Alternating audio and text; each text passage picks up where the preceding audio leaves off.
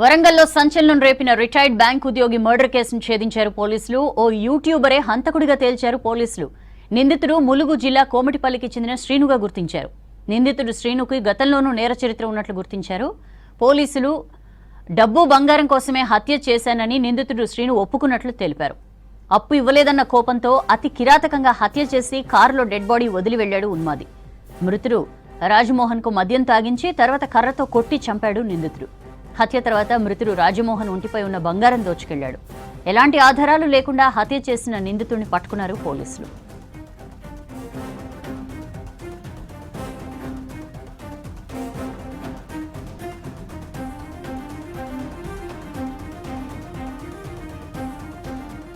Retired bank ఉద్యోగి murder కు సంబంధించి డీటెయిల్స్ తెలుసుకుందాం. కృష్ణమోహన్ మనతో జాయిన్ అవుతున్నారు. కృష్ణమోహన్, డీటెయిల్స్ ఏంటి? కేవలం డబ్బు బంగారం కోసం ఈ హత్య చేశాడా యూట్యూబర్? ఇదివరకు ఏమైనా ఇష్యూస్ ఉన్నాయి వాళ్ళ మధ్య? సౌజన్య, ఇదైతే బంగారం డబ్బుల కోసమే హత్య చేసినట్లుగా అయితే పోలీసులు ప్రాథమికంగా నిర్ధారించారు. మృతుడికి లేదా హంతకుడికి ఉన్నటువంటి యూట్యూబర్ కు గతంలో పెద్దగా సంబంధాలు లేవు. 2-3 ఏళ్లుగానే అతనితోటి పరిచయం ఉన్నట్టుగా పోలీసులు చెప్తున్నారు. హన్మకొండలో నివాసం ఉంటున్నటువంటి బ్యాంక్ మేనేజరు వాళ్ళ భార్య 3 ఏళ్ల క్రితం చనిపోయింది.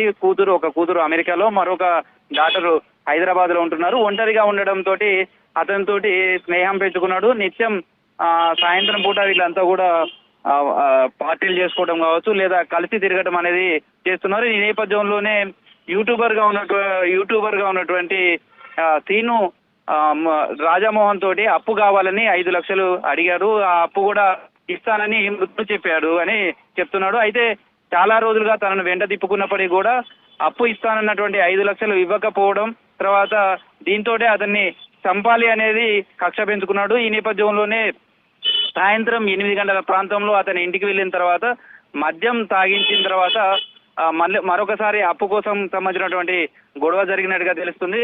తనకు అప్పు ఇవ్వాలంటూ కూడా అడిగాడు, కానీ ఆ సమయంలో రాజమోహన్ నిరాకరించారని చెప్తున్నారు. ఈ నేపథ్యంలోనే పక్కా ప్రణాళికతోటే ఒకవేళ ఆ డబ్బు ఇవ్వకపోతే అతన్ని హత్య చేసి అతని ఒంటిపైన దాదాపు 5 లక్షల రూపాయల విలువైన బంగారు ఆభరణాలు నిత్యం ధరిస్తూ ఉంటాడు. బ్రాస్లెట్ కావచ్చు, ఉంగరాలు కావచ్చు, మెడలో చైను, వీటన్నిటిని కూడా దోచుకు వెళ్లాలనేది ప్లాన్ వేసుకున్నాడు. ఈ నేపథ్యంలోనే మత్తులో ఉండగా ఒక్కసారిగా రోకల్ బండతోటి అతను దాడి చేయడం, కాళ్ళు చేతులన్నీ కూడా ఇనుప గొలుసులతోటి కట్టివేశాడు. కట్టి అక్కడనే హత్య చేసి అక్కడి నుంచి అదే మృతుడికి సంబంధించినటువంటి కారులోనే తీసుకెళ్లి నగరంలో ఉన్నటువంటి రంగంపేట ప్రాంతంలో వదిలిపెట్టి వెళ్ళిపోయాడు.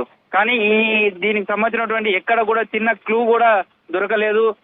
మొదట్లో పోలీసులు దీన్ని ఒక కేసును ఛాలెంజ్ గా తీసుకున్నారు.